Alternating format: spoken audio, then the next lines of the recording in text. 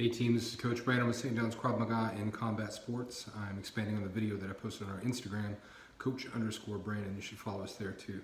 So one of the big questions I get, hey Coach, why can't I see my abs? How do I get better abs? So I talked briefly in the Instagram video about this, but we'll expand on that. One, genetics. There's probably nothing you can do about this. You're born with your rectus abdominis having the genetics and the shape that it has. So that's one muscle, and that's what we typically call the abs, but it can appear as a 2-pack, a 4-pack, a 6-pack, an 8-pack. Some people even have 12, but that really is just kind of how you are shaped genetically. It's not something you can do or movements you can do to dramatically change how that appears. The second part of that, though, how much body fat you carry over the rectus abdominis. Part of this relates back to genetics. So genetically, I carry more body fat around my center and in the love handles. Those are kind of my problem areas that I have to work on. There's benefits to that too, though. So it's maybe more effective at judo and wrestling with a lower center of gravity and kind of a heavier balance down there. But aesthetically, most of us want to eliminate as much fat as we can over that rectus abdominis. You cannot spot reduce fat.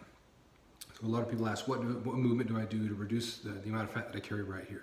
It's not a movement. Right, so it's going to tie into nutrition and how much muscle mass that you have there. So in that third part, muscle mass. When you are talking about seeing the abdominals, right, the more muscle mass you have in the rectus abdominis, the sooner they'll show up. In other words, as your body fat drops and your muscle mass increases there, you're going to see your abdominals appear, whether it's a 4-pack or a 6-pack, earlier than you would if you had less muscle mass.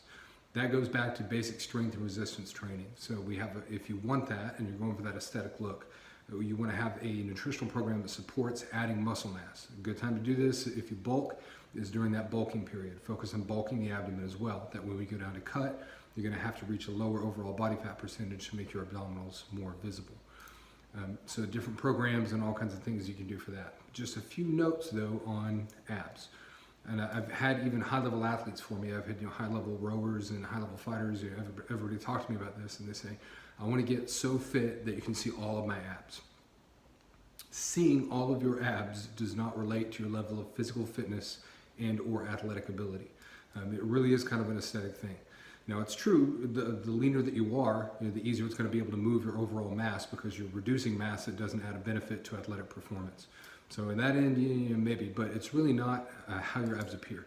I've seen people with very well-defined abdominals who were overall very low muscle mass, very low strength, and very low muscular endurance. It's just they had such low body fat that their abs became more visible. That's certainly not what we want to do.